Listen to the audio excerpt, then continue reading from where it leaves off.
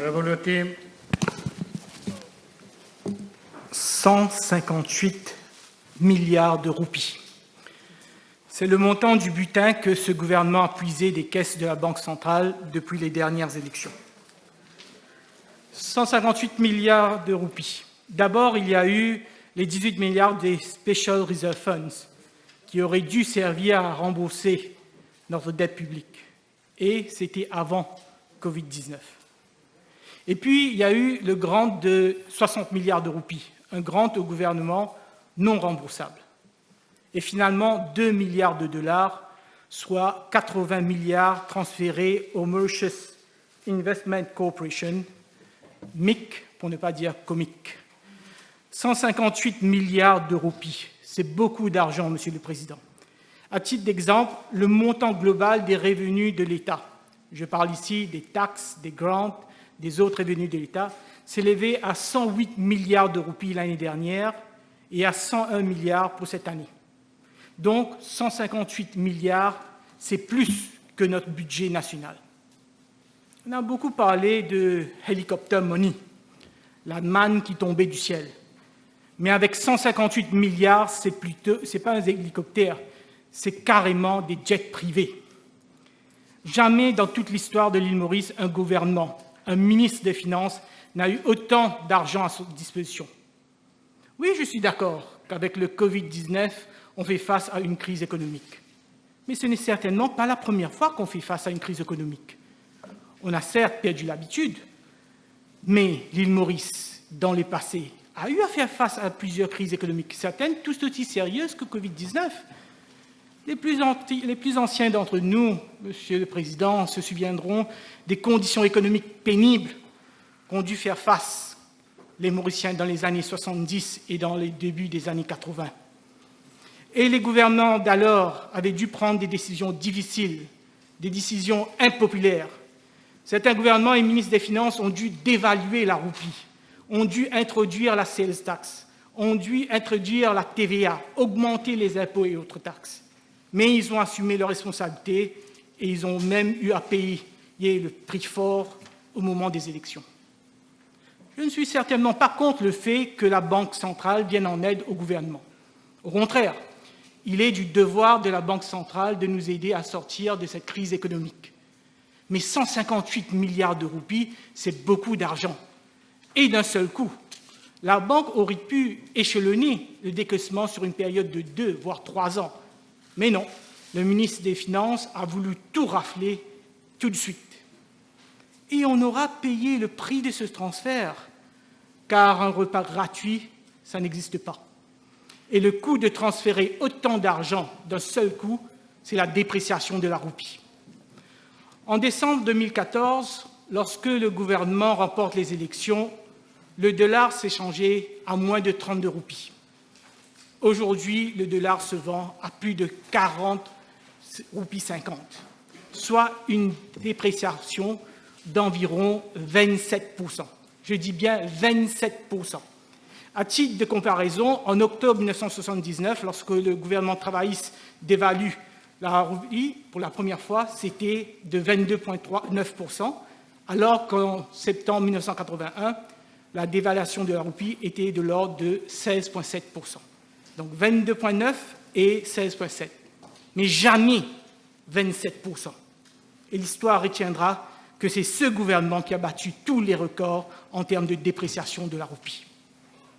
Monsieur le Président, le problème avec la dépréciation de la roupie, c'est que nos importations coûteront forcément plus cher. Nos médicaments coûteront plus cher. Notre nourriture coûtera plus cher. Les études de nos enfants à l'étranger coûteront plus cher.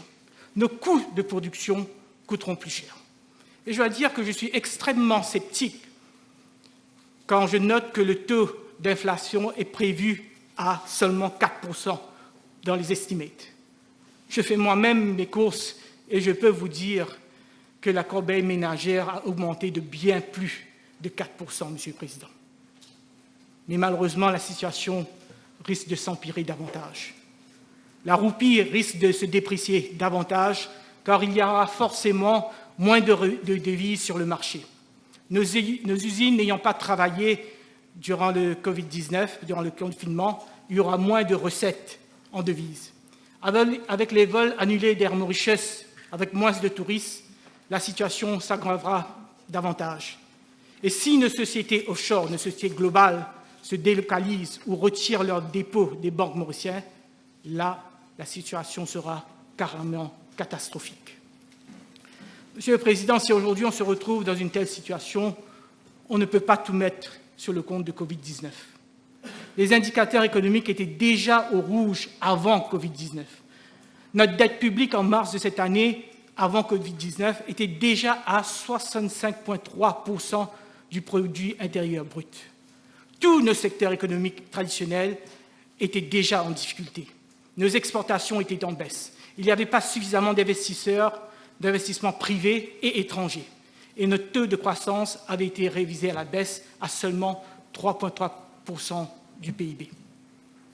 Et le gouvernement est en grande partie responsable de cette situation avec sa politique d'emprunter et de dépenser impunément au lieu de travailler et de créer la richesse. Et là, ça me fait penser à l'une des fables les plus connues de Jean de La Fontaine, la cigale et la fourmi.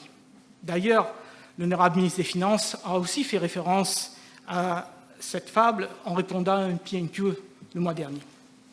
Depuis décembre 2014, ce gouvernement s'est comporté comme la cigale, chantant au lieu de travailler, dilapidant les biens publics au lieu d'économiser, vivant au-dessus de ses moyens, endettant le pays jusqu'au cou.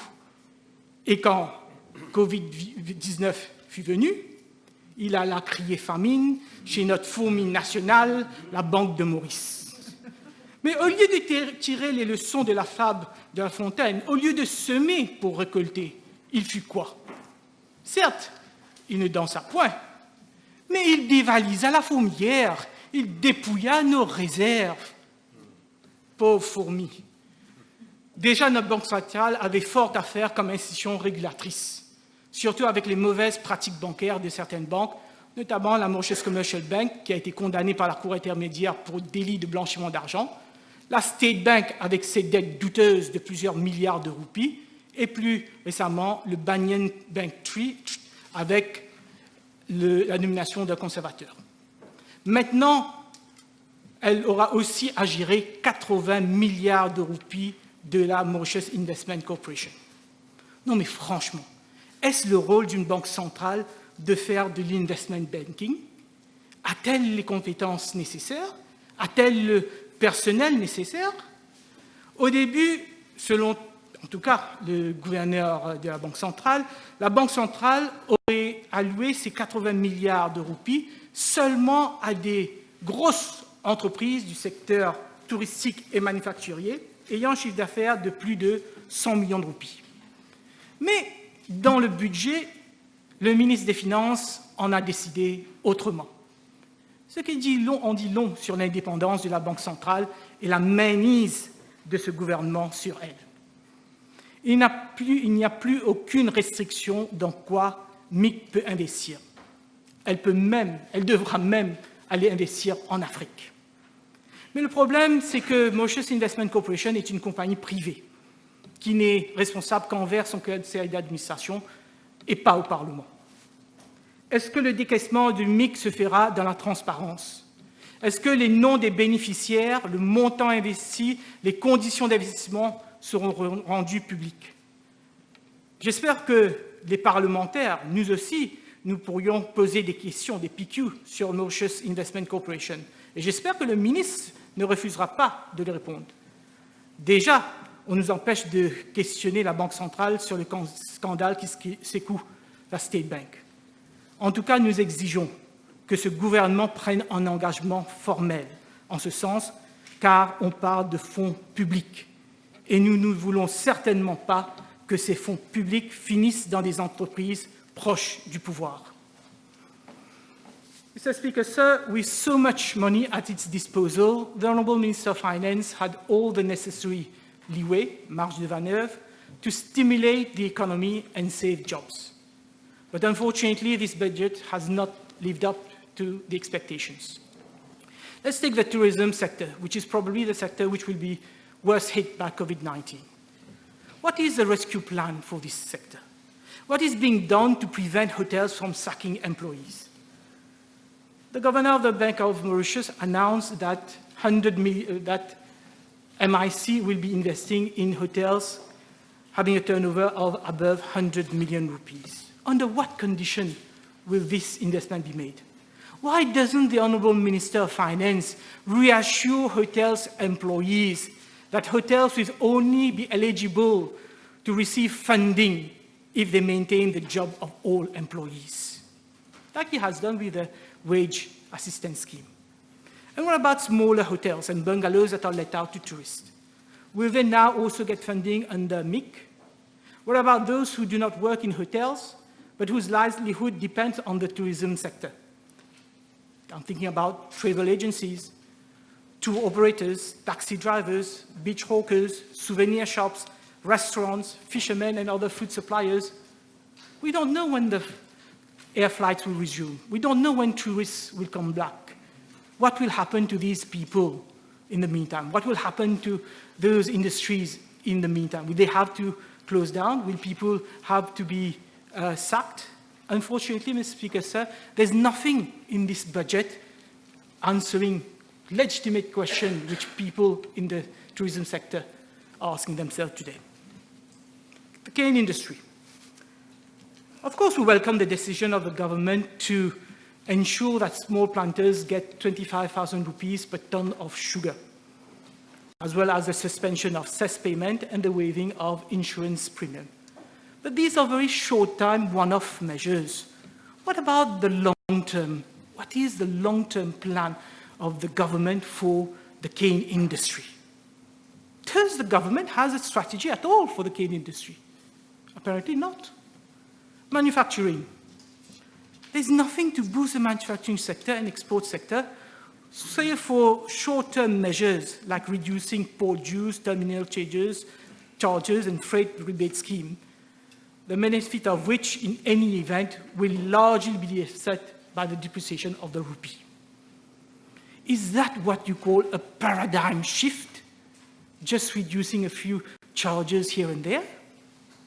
And then to add insult to injury, at paragraph 982 of the budget, this is what the Honourable Minister of Finance stated, and I quote, "To foster the transformation of the textile industry, a reputable international firm will conduct a comprehensive review of our export model." You have been in power for 5.5 years, and it is now that you will retain the services of experts to review our export model? Is this how a country is governed? Hopeless. What about the non-textile manufacturing sector? What does this budget have in store for us? Anything new? There's no mention of the oil refinery, onshore storage facilities, bunkering facilities that we've been hearing for years. Nothing also. The government seems to have given up on the idea of producing bicycles and motorcycles. Nothing about the Gold City. But the pharmaceutical village, announced in the 2016 budget and repeated in every budget, is back on the agenda. But this time, MIC will be providing the financial support.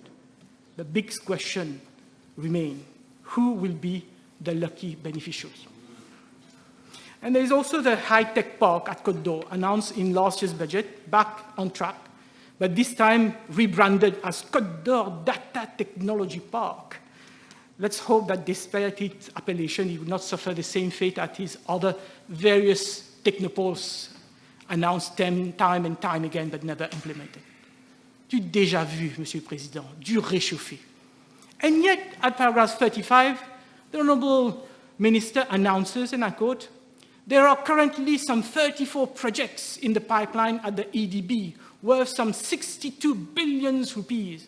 A high-level committee chaired by the Prime Minister will be set up to expedite processing and approval of these projects." Seriously? I wonder if the advisors who helped the Honourable Minister prepare his budget speech were the very same advisors who prepared the speech which Sir Anirudh Jagannath delivered on 22nd August 2015, 5 years ago. His famous Vision 2030. his roadmap to achieving the second economic miracle. Honourable members will recall that he stated, and I quote, "There are right now some 40 private investment projects to the tune of 183 billion rupees. They have the potential of creating 100,000 new direct and indirect jobs within the coming 5 years. We shall unlock issues that stand as stumbling blocks for investment. Unjustified delays will not be tolerated and sanctions will be taken. This is the reason behind my decision to set up a high-powered committee under my chairmanship to closely monitor project facilitation and implementation."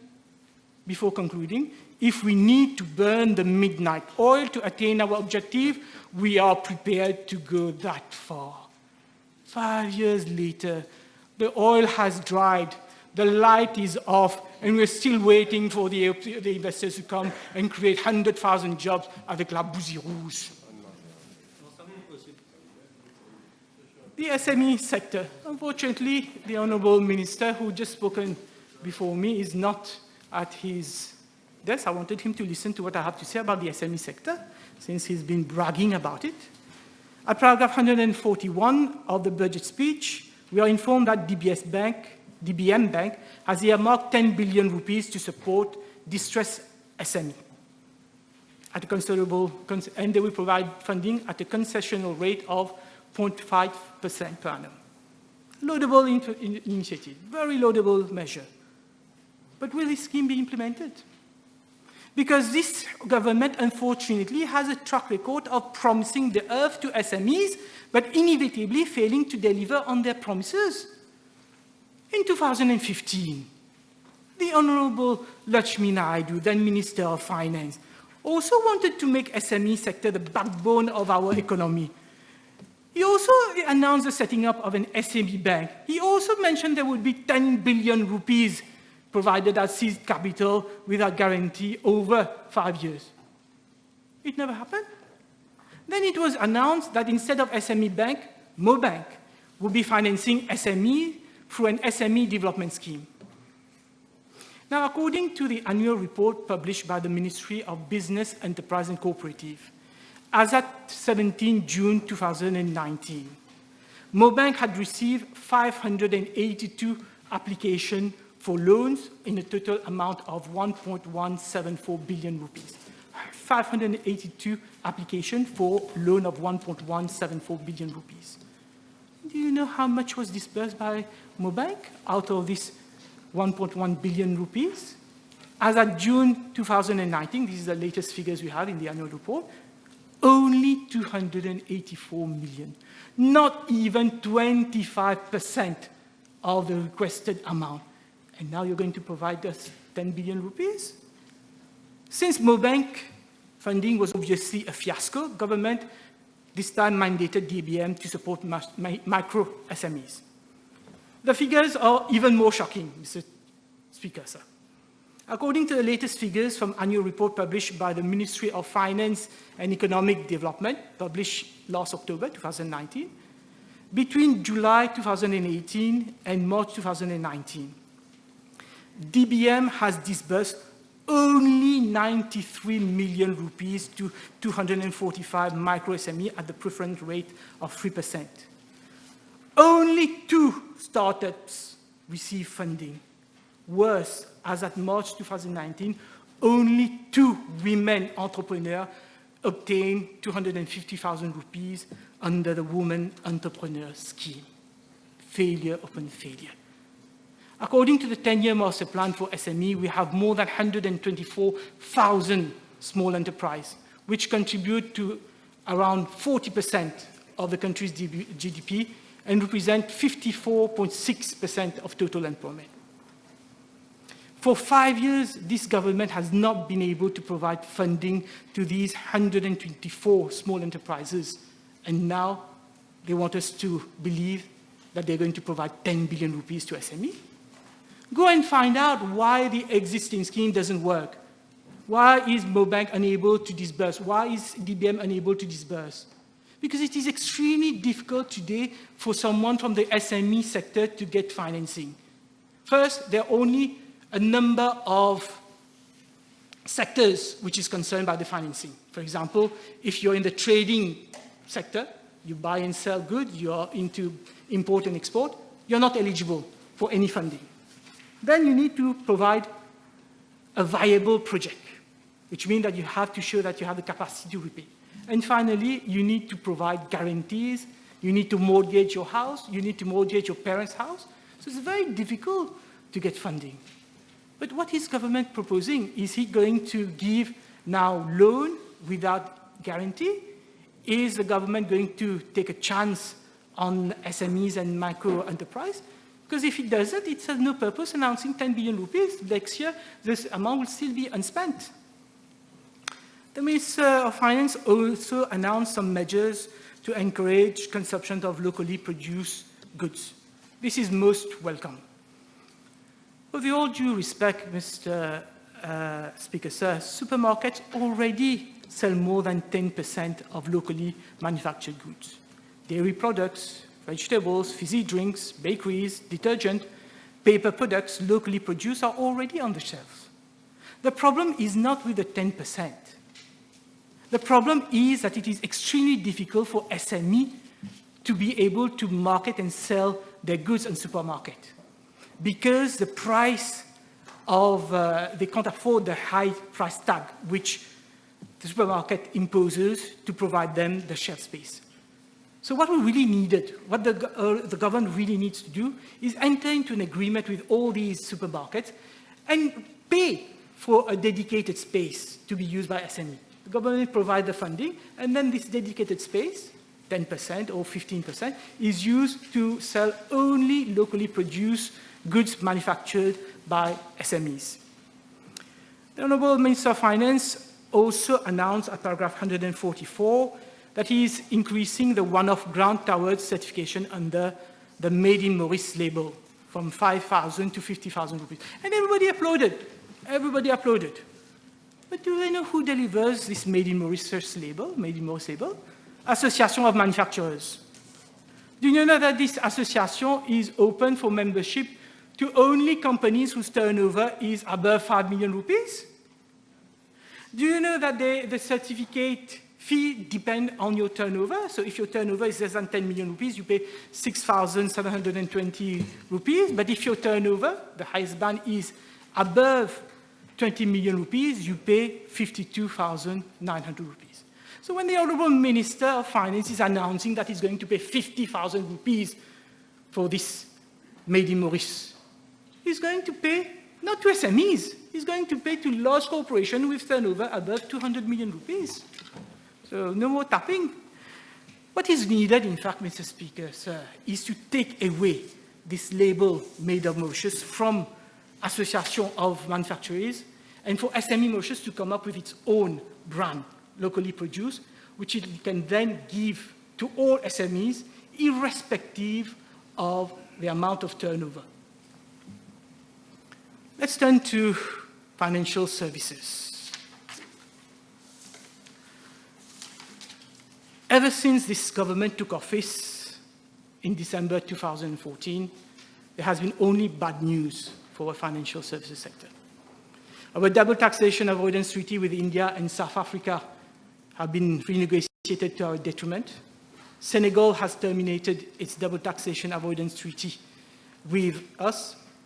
We have been blamed and shamed in the international media because of the Paradise leaks, followed by the Mauritius leaks, and more recently the Angola leaks. I concede that many of those criticisms are unfounded and very unfair, especially those leveled against us by the International Consortium of Investigative Journalism and organizations such as Oxfam, which probably has their own agenda on their own. Yet, on 17 September last year, I asked the Honourable Prime Minister if he was satisfied that this government is doing whatever is necessary to change the bad image and reputation which Mauritius has in the international community, and in particular among African countries. What was his answer? I quote, the Honourable Prime Minister, "We are in fact doing whatever is required to reply to those frivolous and unwarranted and unjustified attacks. And I tell the honourable member to wait and see, and he will see the result that this government, that this team will be having in the very near future. Just wait and see. Everybody clap. It's on YouTube, you can see it. Everybody clap. Just wait and see what this government will do. We waited, and now we're on the grey list of the Financial Action Task Force. We waited, now we are on the blacklist of the European Commission as a high-risk country with strategic deficiencies in its anti-money laundering and counter-terrorist financing framework. The sanctions were immediate. The effect of the sanctions were immediate. Last month, the Reserve Bank of India rejected a dozen applications for direct investment from Mauritius because funding is from a jurisdiction that has been identified by the Financial Action Task Force as having weak measures to combat money laundering and terrorism. The situation is very serious, and this government should really stop playing the blame game. Our peer, Esamlag, are not wrong. The Financial Action Task Force cannot be wrong. The European Commission cannot be wrong. Only the Deputy Prime Minister is right because he looked him into the eyes. Come on. The government keeps insisting that the list is not yet final and needs to be submitted to the European Parliament and the European Council of Ministers who are present. I really hope, Mr. Speaker, I really hope that we're able to convince the UEC Council members not to include it in that list. And there are all reasons for us not to be included in that list. But what happens if we are on that list? What happens if we're not removed from that list by 1st October 2020? Does government have a backup plan for the financial services sector? Unfortunately, we may be up for further bad news because of measures announced in this budget. Last year, Mauritius came close to be included in the EU list of non-cooperative jurisdictions for tax purposes. This is a different list. The first list was about money laundering and financing of terrorist activities. This list is about countries which, according to the European Union, encourage what the European Union considers to be abusive tax practices. But the consequences of being included in the list is just as bad, because European institutions and member states must take the list into account in foreign policy, in development cooperation, and economic relations. And one of the criteria for including on this blacklist is that a tax advantage must not be accorded to non-citizens only, and that there should be no ring fencing. In other words, our taxation system should not in any way be discriminatory. And this is why we had to abolish the deemed foreign tax credit and other tax benefits enjoyed only by global business companies. And what is the Honourable Minister of Finance doing today? He is introducing a corporate levy on annual gross income, which will be applicable to domestic companies, but not to global business companies. He is clarifying that the partial exemption tax regime on interest income, while still applying to global business companies, will not be for certain domestic companies, those companies who are insurance companies, leasing companies, or non-banking deposit-taking institutions. On these taxation measures discriminatory? Isn't foreigners being treated differently from Mauritians? Aren't global business companies being treated more favorably for tax perspective than domestic companies? Isn't that what precisely the European Union has been telling us amounts to abusive tax practices? I really hope that the government has cleared these taxation measures with the Code of Conduct Group, which has been mandated by the European Council to screen and assess Mauritius. Otherwise, we are heading straight to disaster as far as our offshore sector is concerned.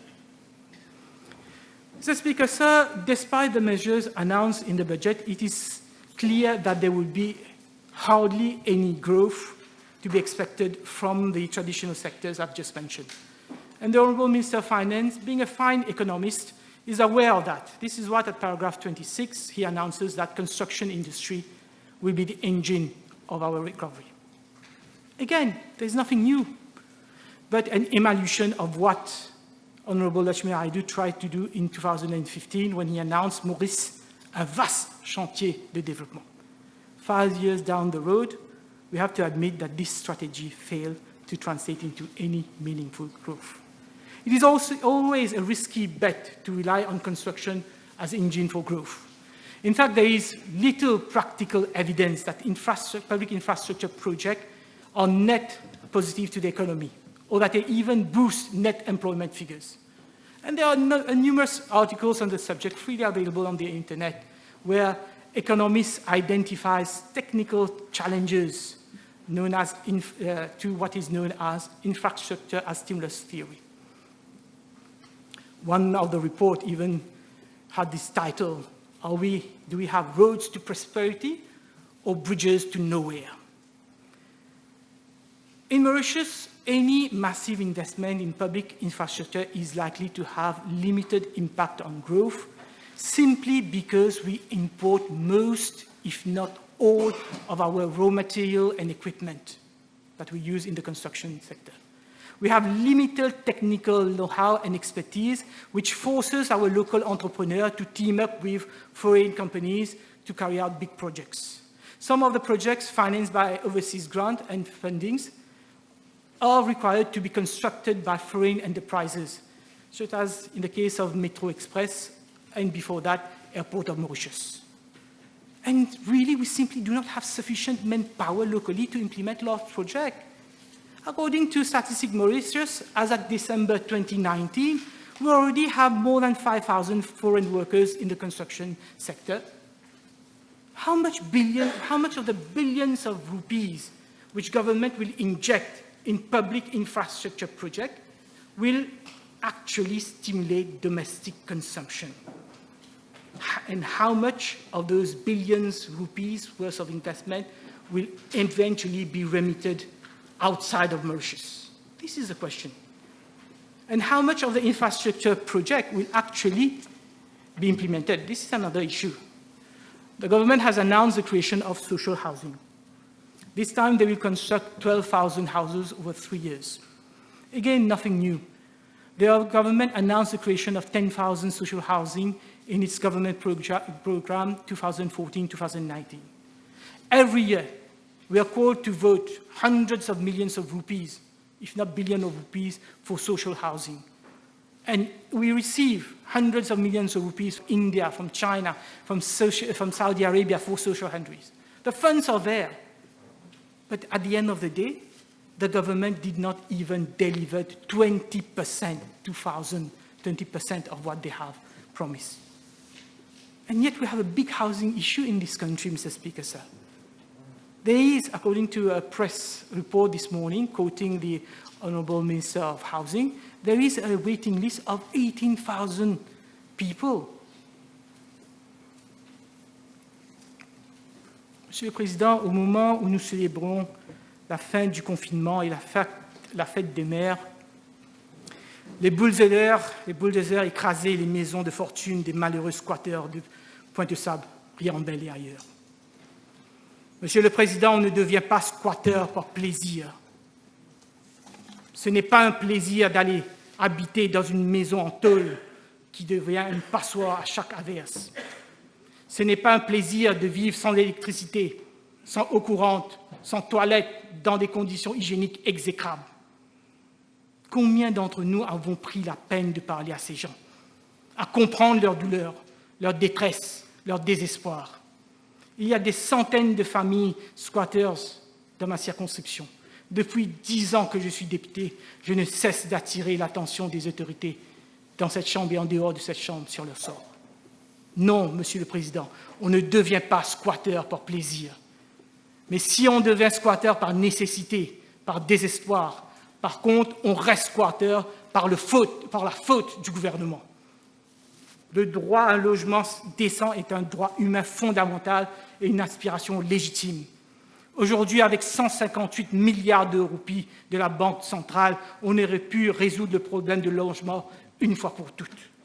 Mais ce budget ne prévoit la construction que de seulement 1800 logements en 3 ans, soit 600 logements par année pour les plus démunis. Comment va-t-on résoudre le problème des squatteurs, ceux qui touchent moins de 10 000 roupies, avec seulement 1800 logements sociaux en 3 ans? Et quelle garantie qu'une fois construits, ces logements ne seront finalement pas alloués avec des gens proches de ce pouvoir, comme c'est malheureusement le cas aujourd'hui? Mr. Speaker, sir, the greatest concern of workers today is whether they will have a job tomorrow. Ever since this government amended the Workers' Rights Act to make it easier for enterprises to sack workers, applications for reduction of workforce have been piling up before the Redundancy Board. In answer to a PNQ on the 15th of May last month, the Honourable Minister of Finance stated, en termes de chômage, comme j'aurai l'occasion de le préciser, si rien n'est fait, Maurice pourrait voir son nombre de chômeurs grimper de 150% pour arriver à un total de 100 000 actifs non employés. Now, the very least one would have expected from the Honourable Minister of Finance in his budget speech is to tell us what would be the rate of unemployment. How many new jobs will be created? How many jobs will, thanks to the measures that he announced in the budget, be saved? 10,000, 20,000, 50,000? But not a single word. First time I read a budget which forecasts inflation, forecasts growth rate, forecasts deficits, forecasts public sector debt, forecasts everything except unemployment. And yet, in the budget speech, he keeps saying that the aim, the priority of this government is to save jobs. And he's received 158 billion rupees from the central bank to do precisely that. C'est pas sérieux, Monsieur le Président. Who will create the job? Where will the job come from? In which sector? The Honourable Minister of Finance is betting on the construction industry. He can at least tell us how many jobs will be created for resident Mauritians in the construction industry. And what about all those from the non-construction industry who loses a job? Those in the financial sector, tourism sector, manufacturing sector. Will they now have to go and work in the construction sector? And will the government be providing training? If they want this is to be the case, then at least provide training, but nothing is budgeted, nothing is mentioned. At paragraph 365 of the budget speech, the Honourable Minister of Finance announces 15 billion rupees, that 15 billion rupees have been earmarked to provide an exceptional minimum monthly support of 5,100 to each beneficiary over the next 6 months. If I were the Minister of Finance, that would have been my mesure for announcing that everybody who is going to lose their job, we're putting 15 billion rupees there to support to minimum 5,100. But instead, on est laissé sur notre faim. Who will benefit from this in-kind support? Only those who have lost their job? What about self-employed? Those in the informal sector who are also affected by the economic crisis. Will they also benefit from this income support? Many youngsters looking for a job for the first time will be unable to get a job because of the economic crisis. Will the income support be extended to these youngsters as well? Will the income support be extended to workers who receive transition unemployment benefit under the workfare program?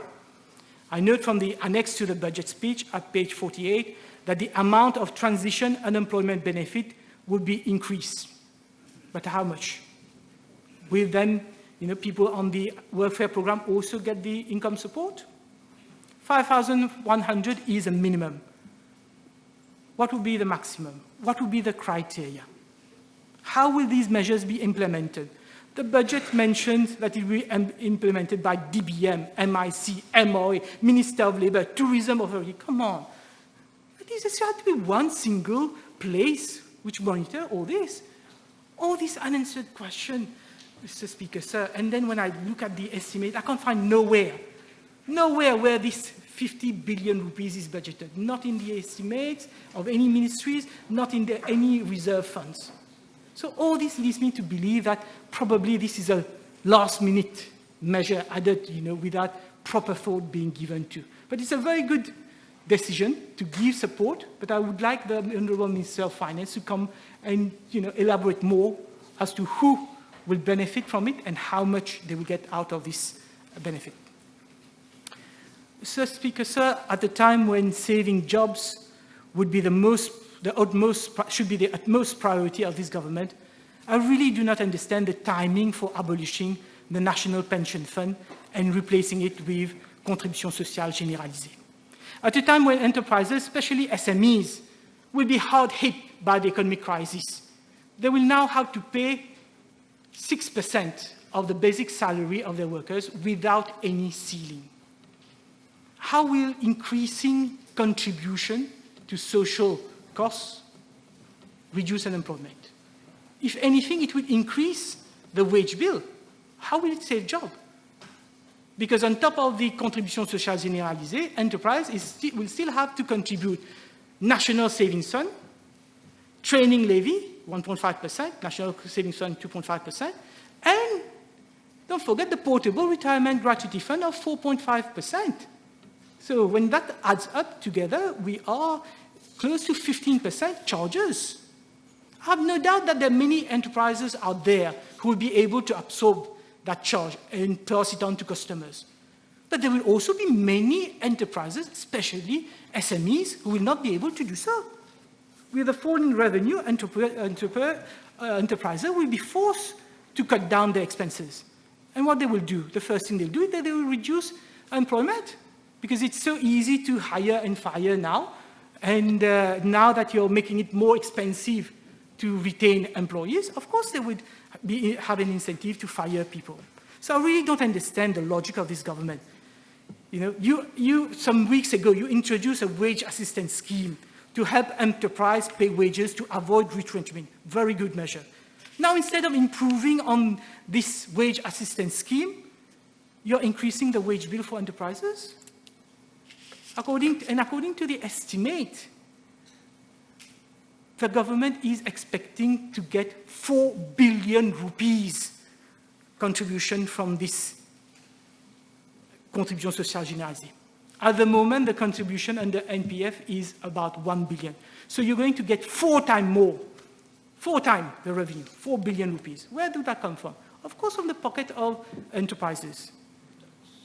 And it's not just employers who are going to pay more. It's also the employees earning more than 37,000 rupees, they will pay more. And self-employed will also be required to pay more.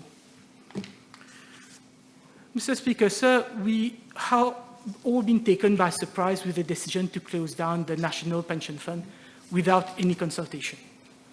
As honourable members are aware, there are 2 pension schemes mergers. One, general, universal, non-contributory, which we call pension de vieillesse. Anyone is eligible, any Mauritian resident is eligible, and you don't have to contribute to it. And then there is a second pension called National Pension, Pension Nationale, NPF, where you contribute, employees and employers contribute, and when an employee is reached 60, he gets money out of it, and when he passes away, his widow or widower gets money. This is open only to those who contribute. Now, the government has announced that they're going to close down National Pension Fund. So, what will happen to the fund that is already sitting in the account in the NPF? Would that be transferred to pay universal pension, or will that be reserved for employees who have contributed to that fund? What about retirees who had already contributed to NPF and now are benefiting from the additional pension from NPF? Will they still get that pension after NPF is abolished? So there are very many questions still left answered, Mr. Speaker, sir. And my plea to the government is, please postpone this measure. Hold consultation with all stakeholders, employers, trade unionists, actuaries. Maybe after consultation, you'll come back with an improved contribution to contribution sociale généralisée. And really, there's no urgency. With all the money you receive from the central bank, I'm sure that the government can defer for a few weeks, months, years the implementation of contributions sociales généralisées. Monsieur le Président, bien que le Premier ministre ait soutenu ce budget, il n'en demeure non moins que ce budget représente une cassure avec le modèle économique du MSN tel que le prônait Sir Anirudh Jagannath. En effet, dans le passé, le MSM a toujours prôné une fiscalité légère. On se souvient des fameux « no tax budget » du ministre des Finances d'alors, le Sminaraidou. Une fiscalité légère qui a attiré les investisseurs étrangers et qui a créé toute une génération d'entrepreneurs locaux. C'était le fondement même de notre miracle économique et de notre résilience, les résiliences de notre économie dans la durée. But henceforth, Mr. Speaker, sir, the new normal for this government will be high taxation. High taxation. And time will tell if this new normal will have any impact on investment, on flight of capital, on brain drain, on our ability to attract and retain talents, on our ability to convince our children to come back to Mauritius and serve their country. Monsieur le Président, ce budget ne convainc pas. Pour preuve, vous avez reçu 158 milliards de roupies. Et c'est quoi votre mesure phare? La réduction du gaz ménager par 30 roupies. 158 milliards de roupies. Et mesure phare, c'est 30 malheureux roupies de réduction, alors que le prix du gaz a dégringolé sur le marché mondial et que la SCC fait des milliards de roupies de profit. Monsieur le Président, je voudrais terminer en remerciant une nouvelle fois tous nos frontliners pour leur dévouement et ajouter ma voix à ceux qui ont réclamé que le gouvernement étende la prime de 15 000 roupies à tous ceux qui ont travaillé durant la période de confinement au péril de leur vie dans les secteurs essentiels, tant dans le secteur privé que dans le secteur public, sans oublier, bien sûr, les corps paritatiques. Quant à ce budget, malgré les 158 milliards de roupies de la Banque centrale, notre dette publique atteindra 86,7% du PIB l'année prochaine. Il n'y aura pas de relance de l'économie. Des centaines d'entreprises cesseront d'opérer. Des dizaines de milliers de travailleurs se retrouveront au chômage. La roupie va dégringoler. Les prix prendront l'ascenseur. Quel gâchis. Merci.